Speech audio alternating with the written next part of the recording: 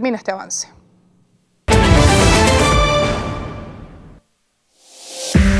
Seguimos con Todo y Pensini.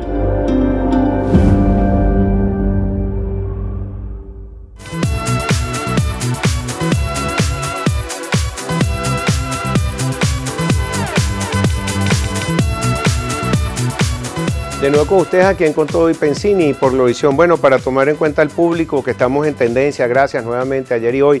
Vamos por el quinto lugar, vamos a ver más adelante. Esta es una de las preguntas, Henry, que más se repiten. Este es Edwin Paiso Hernández.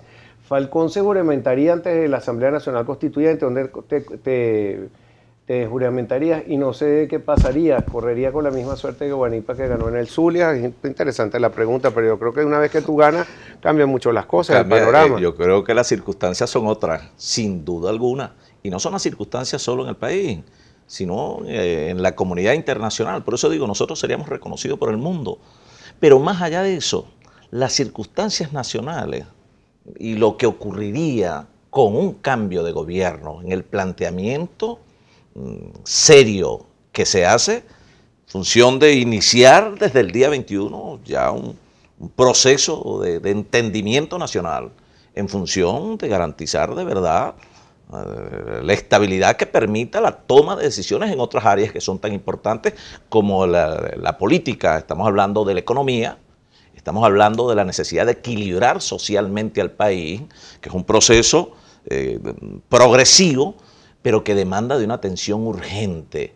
De allí que el principal problema de los venezolanos, el principal problema hoy es precisamente el alto costo de la vida, el problema de la escasez, la situación de hambre que vive Venezuela, la erosión del salario, la falta de efectivo, la falta de transporte, el problema de nuestros abuelos jubilados, etcétera. O sea, la situación de anarquía estructural que vive el país. ¿Y te esperarías hasta enero para para hacer la toma de gobierno? Por eso te digo, las circunstancias son otras. ¿Tú crees que este país con un nuevo presidente aguantaría 8 meses con este gobierno? El país aguanta. No lo aguanta, desaparece el país. Ahora, ¿qué ocurre, Pensini, en condiciones como esta? Y en la necesidad de que tú puedas mostrar rápidamente signos de recuperación de la economía.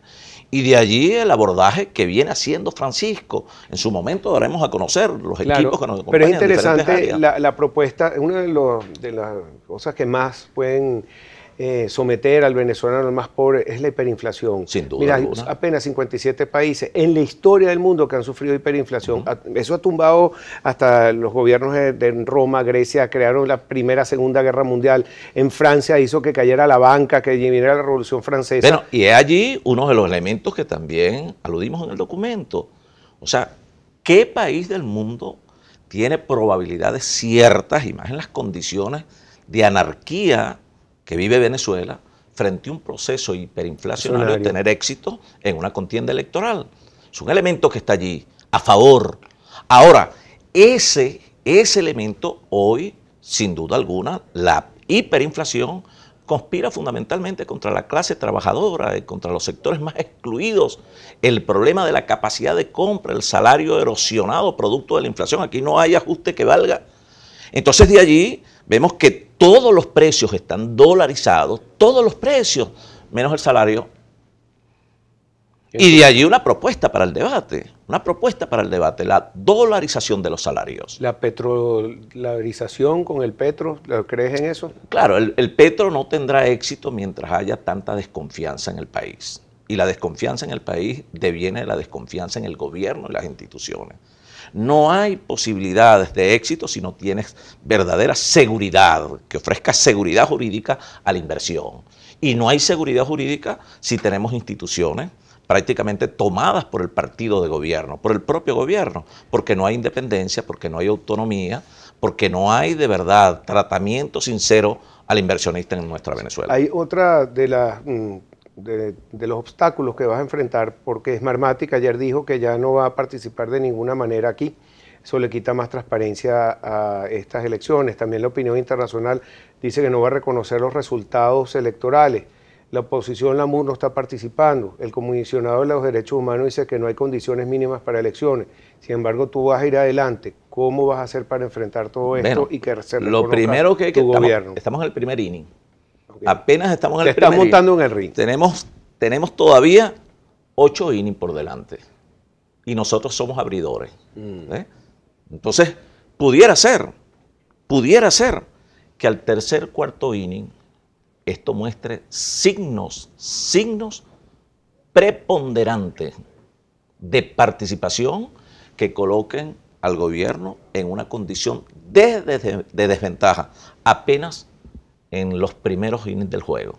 Ese es como el boxeador. El gobierno ahorita se siente que la tiene consigo porque tiene al árbitro, tiene exactamente reconocimiento en el manejo inescrupuloso de la política de ellos, pero no tiene a la mayoría de los que deciden si la pelea es efectiva, les agradó o no, que es el pueblo. Tiene 90% de rechazo en la población. No hay ninguna probabilidad de éxito de este gobierno si nosotros así lo queremos.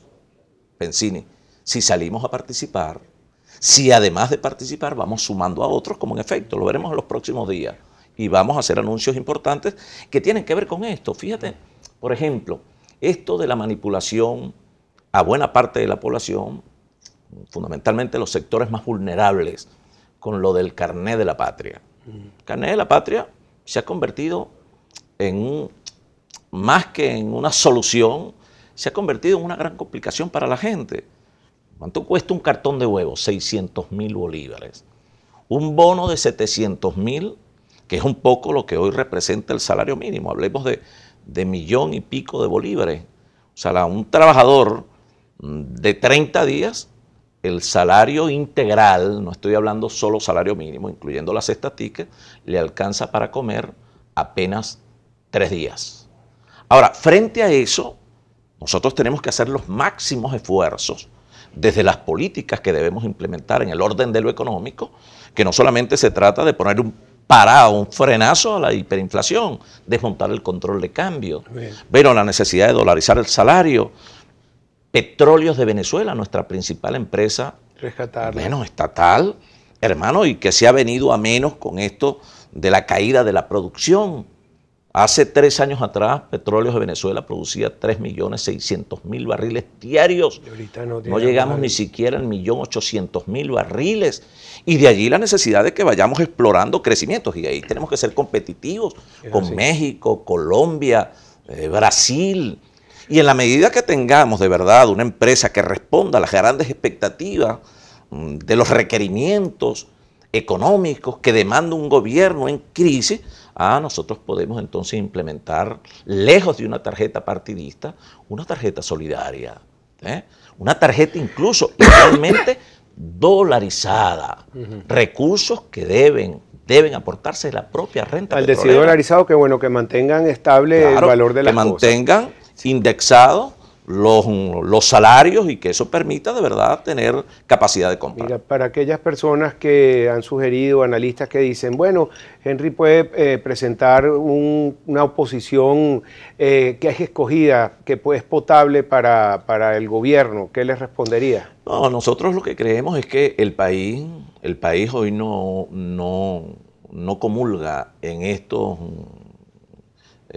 estas contradicciones permanentes y en la confrontación que no da ningún resultado. El país lo que quiere es que la política se haga en función de intermediar para la resolución de sus propios problemas. Estoy hablando del país, el país sufrido, me estoy refiriendo al 80% de la población que hoy está ubicado en los estratos D y E, pero me estoy refiriendo también a buena parte de los venezolanos que han emigrado de nuestro país para buscar oportunidades que no les ofrece el suyo. ¿Vas a luchar por ese voto internacional? Claro, pero ahí tú sabes que hay limitaciones que ha impuesto el propio Consejo Nacional Electoral a los efectos de los registros de los electores en el exterior. Y bueno, se logró allí una ampliación del lapso, pero yo creo que más importante es que nosotros podamos, ese capital humano que se fue de nuestro país, que hoy está aportando soluciones a esos países donde emigró, ese capital humano va a ser necesario en Venezuela. Y nosotros sabemos, estamos convencidos de que este país, con ese potencial que tiene Venezuela, potencial productivo, de recursos naturales, no solamente petróleo, gas, diamantes, oro, el coltán, tierra fértil, bueno, extensiones de tierra fértil, exuberantes paisajes, costas, etcétera. Nosotros tenemos un potencial que no tiene ningún país de la región.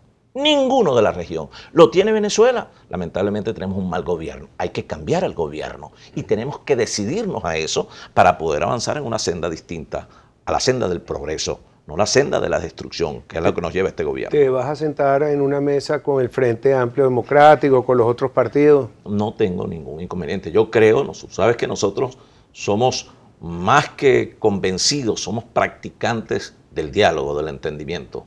Y es una política que la hemos sostenido